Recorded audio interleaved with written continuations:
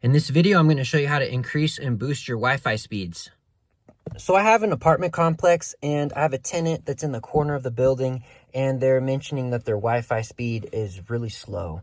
So I have no doubt that it is slow because they're far away from the modem. So what I'm going to do is install this Wi-Fi extender. This is an AC 1900 by Netgear. I've used these before and they're very powerful and I really like them. I got this from Walmart. It's 85 bucks after tax. And I'm going to go ahead and install this and show you how to do it. It's very quick, it's easy, and it's very effective. Alright, this is what it looks like out of the box when you plug it in. You're going to go ahead and download the app and it will start up. First thing it has to do is detect the product. So you're going to go ahead and pair it with your extender. Once you do that, you'll get this successful screen and it will connect to it. Once that's done, it will give you this screen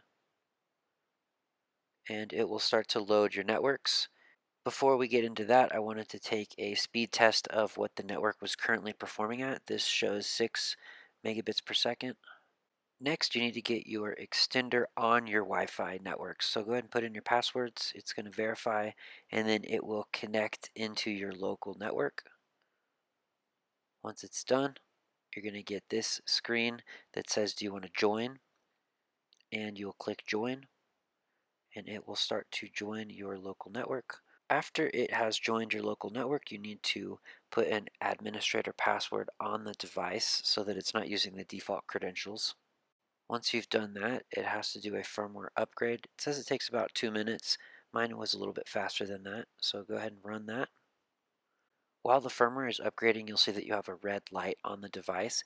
Once the upgrade is done, this light will turn green and you'll be good to go. You'll also get an indication on the app saying it is now up and running. Then you need to wait a few minutes and you can do your speed test check.